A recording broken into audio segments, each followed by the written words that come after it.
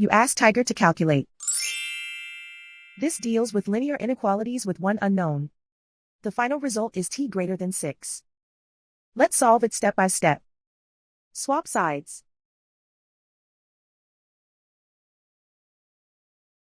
Group all constants on the right side of the inequality.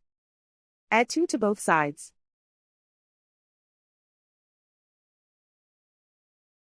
Simplify the arithmetic.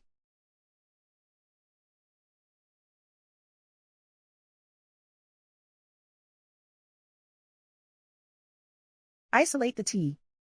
Divide both sides by 3.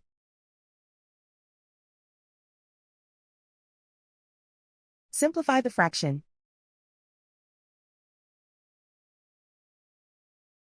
Find the greatest common factor of the numerator and denominator.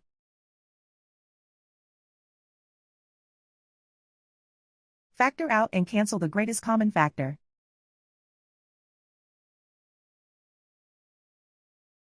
Plot the solution on a coordinate grid. And so the final result is t greater than 6.